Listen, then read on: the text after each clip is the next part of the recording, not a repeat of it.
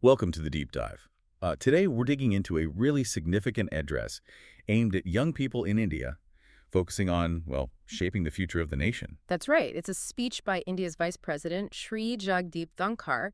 He gave it at the 156th Founder Celebration for Sherwood College, Nainital. And our mission here is to unpack what he said, the core messages, the, calls to action, maybe some surprising facts too, especially for you, the listener. Hmm. We want to explore how these ideas about India's youth and its progress connect with bigger themes like purpose, education, responsibility, things that matter everywhere. Absolutely. And what's so interesting, I think, is that even though he's speaking to Indian youth specifically, the ideas he shares, they have these universal principles, really, for anyone wanting to make an impact. Yeah, it's not just about India. It's about some really profound stuff, individual purpose, contributing to society, what the next generation's role is in this, fast-changing world. Exactly. Fascinating context. Okay, so let's unpack this then. The vice president kicked things off with a really compelling statement about goals, about setting It goals. did. It was quite direct. He urged the students, didn't he? Said something like, don't have a narrow goal. Don't have a self-centered goal. Have a goal for the society, for the humanity, for the nation. That was the core of it. And he put it in historical perspective, too. Like, who are we remembering today? Right. Only those who give back to the society, who worked for the society. Who lived for the society and led their lives for society. It really frames that idea of legacy, doesn't it? It really does. And if you think about the bigger picture, this isn't just like a call for charity work. It seems deeper than that. Yeah, it's about weaving societal good into your fundamental purpose, making it part of your ambition, not just an add-on. It makes you wonder, how often do we really think about that giving back piece when we set our own goals? That's a good question.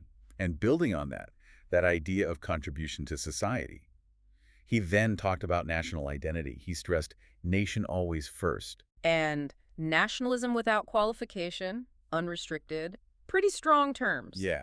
And the reason he gave was tied to India's history, referring to it as Farad. He said, Farad, a unique nation with 5,000 years of civilizational depth, deserves minimum this kind of unwavering nationalism. And that connects, interestingly, to what he said about mottos. Oh, right, the mottos. He's quite emphatic. Mottos are not meant to be hung on walls. It has to become part of your life. And he used the school's own motto with an example, didn't he? Merit quisque palmum. Exactly. He explained it wasn't just about beating rivals or, envy. It was about constantly reaching higher yourself. Right. And this is the crucial bit, helping others move forward too, even like hand-holding them. Oh. That's where your contribution is, he argued. And finding greatness often in giving credit to others. It's a very different view of success. So if that's the purpose, the foundation, Yeah. what about the tools? He obviously talked a lot about education. Absolutely central. Yeah. He said, quality education, its accessibility and affordability are fundamentals for any democratic nation to achieve. He called it a gift of God, even a privilege, especially in a country with 1.4 billion people. That scale is just immense. It is. And his view of education as this great equalizer is, well, it's powerful. How so? He sees it as something that really hits very hard at injustice. It forces you to ask, beyond just helping individuals get ahead, how does giving everyone access to good education actually change the whole society? Like dismantling barriers. Exactly. Creating genuine opportunity across the board. Wait, this is where it got really interesting for me. He then turned to the parents. Ah, yes, the appeal to parents. Talking about the most important obligation you owe not only to your children, but to the entire humanity. Strong words. Very strong. And the warning that followed was quite pointed. He basically said, please don't stress your children. Right. Don't decide what their object in life is. And the consequence. If you will decide, all of them will end up being in pursuit of money, in pursuit of power. Wow. Yeah. And the implication there is huge for society. He asked, where would we have scientists? Where would we have astronomers? People thinking bigger thoughts. Exactly. People who define destiny for the entire globe. His point seems clear. If you only push kids towards money and power, you risk losing out on all that other diverse talent. The kind of talent that drives real innovation, maybe. Precisely. You need that freedom of choice to let different kinds of minds flourish, not just parental pressure towards certain careers. Right. Okay, so moving from the individual, the education piece, Yeah. he then shifted to India's overall journey, the national trajectory. He did. He made a very clear statement. Virat today is no longer a nation with potential. It is a nation on the rise. The rise is continual. The rise is incremental. That's quite a shift in tone from how India might have been described, say, 20 years ago. Absolutely. And he backed it up with specifics about the last decade. Yeah, he called it a decade of development, a decade of growth, a decade of finding a new place in the global order. And pointed to the economic indicators. At a global benchmark, the economic rise of Bharat has been exponential. Infrastructure growth has been phenomenal and fastest growing among large economies.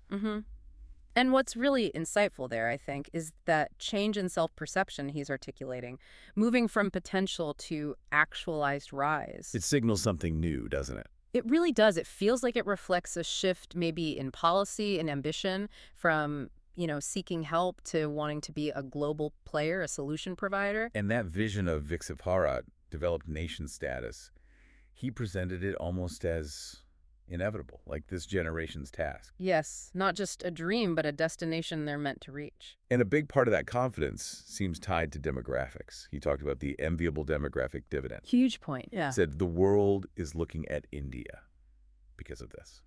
The median age is just 28.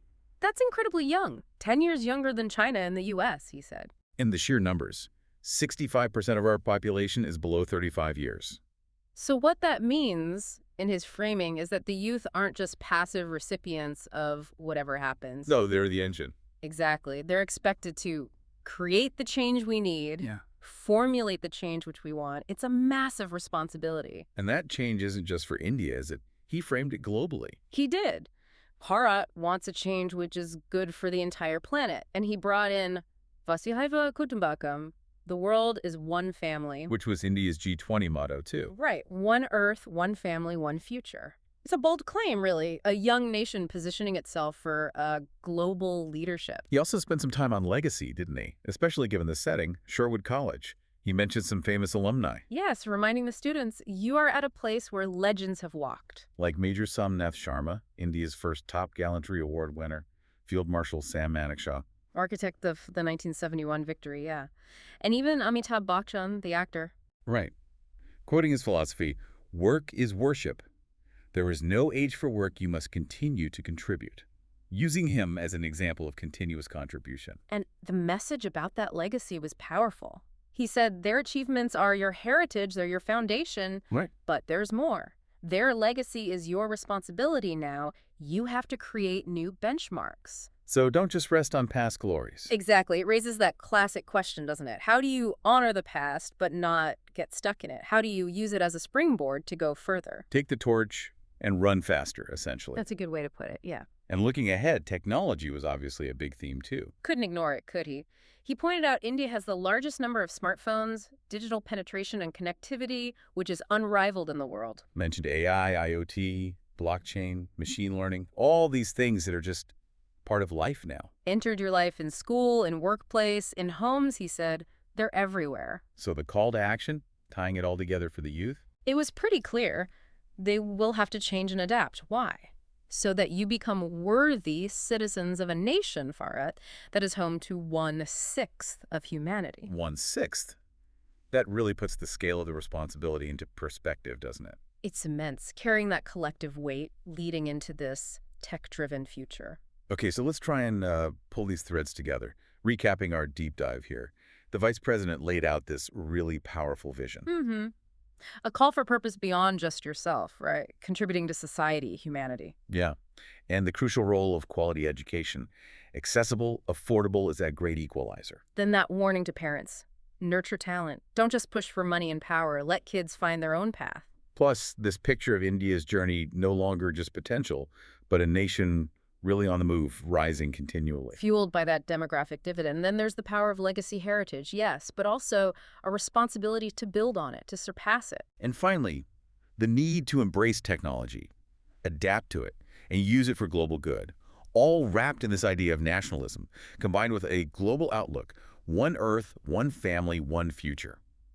So thinking about the listener, what does all this mean for you? I think the speech really drives home how national progress, wherever you are, is tied up with individual choices about purpose. And collective responsibility. Definitely.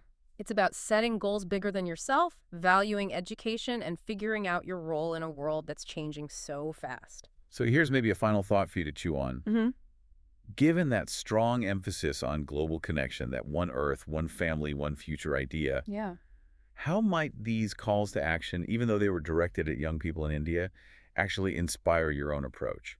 How you think about tackling challenges, big or small, local or global, right where you are?